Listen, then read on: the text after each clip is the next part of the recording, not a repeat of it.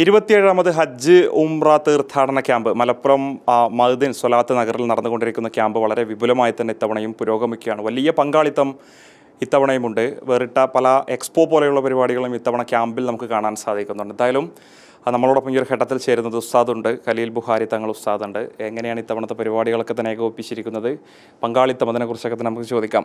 വലിയ പങ്കാളിത്തം ഇത്തവണയുണ്ട്. എക്സ്പോ പോലെയുള്ള പരിപാടികൾ വിശ്വാസികളെ സംബന്ധിച്ച് കാര്യങ്ങളൊക്കെ തന്നെ പരിചയപ്പെടാനുള്ള സാഹചര്യം ഒരുക്കുന്നുണ്ടല്ലേ? ഹജ്ജ് മറ്റ് ആരാധനകളിലെല്ലാം വിഭിന്നമാണ്.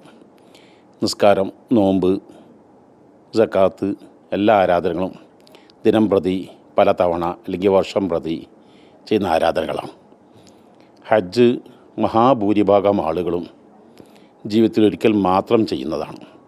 അത് നാട്ടിൽ നിന്നോ നമ്മുടെ ഇന്ത്യ രാജ്യത്തോ ലോകത്ത് മറ്റൊരിടത്തും ചെയ്യാൻ പറ്റാതെ ലോകത്തെ ഏകദേശം ഒരു 160-170 രാജ്യങ്ങളിൽ ആളുകൾ ഒരുമിച്ച് കൂടുന്ന 20-25 ലക്ഷം ആളുകൾ ഒരുമിച്ച് കൂടുന്ന ആ മഹാജനസാഗരത്തിനിടയിൽ ബഹുഭാഷാ പാണ്ഡിത്യമില്ലാത്ത, നാട് വിട്ട് പരിചയമില്ലാത്ത 60-70 കഴിഞ്ഞ് നമ്മുടെ ഹാജിമാർ പോകുമ്പോൾ പല ന്യൂനതകളും കുറവുകളും വരിക സ്വാഭാവികമാണ്.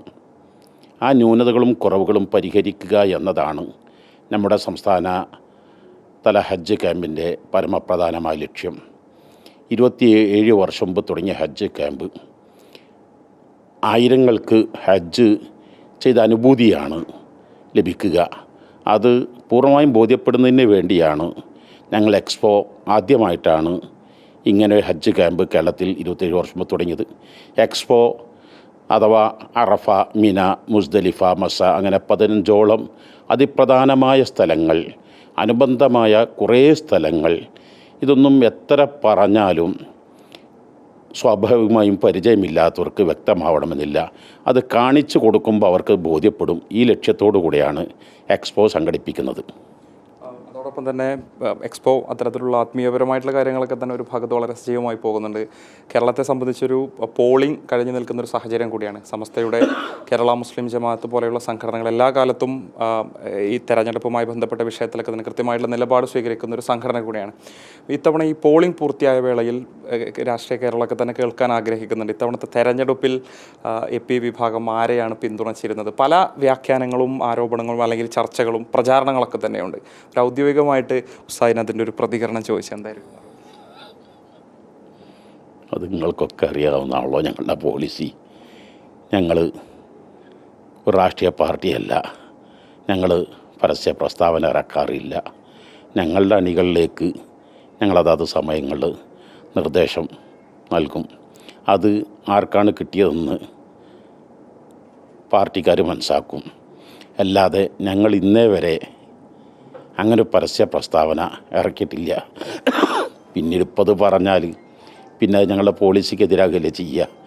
രാഷ്ട്രീയ ഏതായിരുന്നാലും ജനവിധി എഴുതി കഴിഞ്ഞു. ഇനി മെയ് 4-ന് റിസൾട്ട് വരും. റിസൾട്ട് വരുമ്പോൾ എല്ലാവർക്കും മനസ്സാകുന്ന ഒന്നാണത്. പണ്ട് മുതലേ സ്വീകരിക്കുന്ന ഒരു നിലപാട് തന്നെയാണ് ഇത്തവണത്തെ തെരഞ്ഞെടുപ്പിലും സ്വീകരിച്ച നിലപാട്. ഞങ്ങൾക്ക് പരസ്യപ്പെടുത്തരുതെന്ന തീരുമാനം പണ്ട് മുതലേ ഉള്ളതാണ്. അത് എക്കാലത്തുള്ളതാണ്. തെരഞ്ഞെടുപ്പിന് തൊട്ട് മുൻപേ, പോളിങ്ങിനൊക്കെ തൊട്ട് മുൻപ് ഒരു വീഡിയോ ഇങ്ങനെ പ്രചരിച്ചിരുന്നു സമൂഹ മാധ്യമങ്ങൾക്ക് വ്യാപകമായിട്ട്. AP-യുടേതെന്ന പേരിൽ ഒരു ഉസ്താദ് ഇങ്ങനെ സംസാരിക്കുന്നത് ഇത്തവണ നമ്മൾ ഇന്ന ആളുകൾക്കായിരിക്കും വോട്ട് കൊടുക്കുക എന്നുള്ള പേരിലേക്ക് തന്നെ. പക്ഷേ ഉത്തരവാദിത്തപ്പെട്ട ആളുകളോടൊക്കെ സംസാരിച്ചപ്പോൾ അത് ഔദ്യോഗികമായിട്ടുള്ള വിഷയമൊന്നല്ല എന്നുള്ള രീതിയിലും പറഞ്ഞിരുന്നു. അതിലുള്ളൊരു പ്രതികരണം എന്താണ്? ആ വീഡിയോ പ്രചരിച്ചതിനെക്കുറിച്ചും അതിൽ പല പ്രചാരണങ്ങളുണ്ടായത്. എല്ലാ വർഷവും പല പ്രചരണങ്ങളും പല പാർട്ടികളും നടത്താറുണ്ട്. ഇതൊന്നും പ്രസ്ഥാനമായിട്ട് യാതൊരു ബന്ധവുമില്ല. പ്രസ്ഥാനത്തിൻ്റെ സന്ദേശം പ്രസ്ഥാനം ഔദ്യോഗികമായിട്ട് അറിയിക്കുമ്പോഴാണ് അത് നമ്മൾ മുഖവിലക്കെടുക്കേണ്ടത്. പ്രസ്ഥാനത്തിൻ്റെ പേരിൽ പലതും പറയും. നമ്മൾ അത് പ്രതികരിക്കേണ്ടതില്ലല്ലോ. രാഷ്ട്രീയം പോളിംഗ് പൂർത്തിയായ വേളയിൽ സംസ്ഥാനത്തൊരു തുടർഭരണം അല്ലെങ്കിൽ ഒരു ഭരണവിരുദ്ധ സാഹചര്യം അങ്ങനെയൊക്കെ വിലയിരുത്തുന്നുണ്ടോ? പറയാൻ പറ്റുമോ? ഇൻഷാ അല്ലാഹ് മെയ് 4-ന് നമുക്ക് എല്ലാവർക്കും തിരിയും. അപ്പോൾ നിങ്ങളൊക്കെ ബോധ്യപ്പെടും എന്താണെന്നുള്ളത്. പ്രധാനപ്പെട്ട ഒരു 100-ാം വാർഷിക സമ്മേളനം AP സമസ്തയെ സംബന്ധിച്ച് വരുന്നുണ്ട്. നേരത്തെ തന്നെ സുന്നി ഐക്യം പോലെയുള്ള പല പ്രധാനപ്പെട്ട വിഷയങ്ങളും അതിൽ മുന്നോട്ട് വെച്ചിരുന്നു. വരും ദിവസങ്ങളും സജീവമായിട്ടുള്ള അത്തരം വിഷയങ്ങൾ ചർച്ച ചെയ്യപ്പെടുന്നതിന് നമുക്ക് പ്രതീക്ഷിക്കാം. സംഘടനയുടെ പ്രധാനപ്പെട്ട സമ്മേളനത്തിൻ്റെ ഒരു അജണ്ട അത് നേരത്തെ അങ്ങനെ ആയെന്ന് പറഞ്ഞതുകൊണ്ട് ചോദിക്കുന്നു. 1926 സ്ഥാപിതമായ സമസ്ത കേരള ജമിയത്തുൽ ഉലമ അതിൻ്റെ 100-ാം വാർഷികം വളരെ വിപുലമായി മലപ്പുറത്ത് വാദി ഹറമൈൻ 2027 ജനുവരി 28, 29, 30, 31 തീയതികൾ നടക്കും. അതിൻ്റെ അനുബന്ധ പ്രവർത്തനങ്ങൾ ധാരാളം സാമൂഹിക വിദ്യാഭ്യാസ ജീവകാരുണ്യ പ്രവർത്തനങ്ങൾ, വ്യത്യസ്തങ്ങളായ പരിപാടികൾ.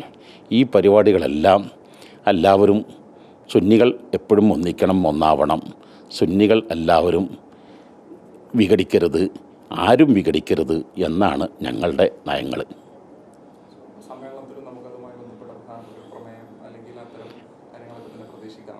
അതെല്ലാം ആലോചിച്ച് വരുന്നതിലുള്ളൂ. ഇനിയും 5-6 മാസം ഉണ്ടല്ലോ, 6-7-8 മാസം ഉണ്ടല്ലോ. വളരെ നന്ദി. പ്രധാനപ്പെട്ട പല വിഷയങ്ങൾ, സുപ്രധാനപ്പെട്ട പല വിഷയങ്ങളുമാണ് ഖലീൽ ബുഖാരി തങ്ങൾ ഉസ്താദ് നമ്മളോട് പ്രതികരണം നടത്തിയിട്ടുള്ളത്. വീഡിയോ ജേർണലിസ്റ്റ് ഷഫീഖ് അർലായിക്കൊപ്പം reporter Mubashir P Akbar, in reporter Malappuram.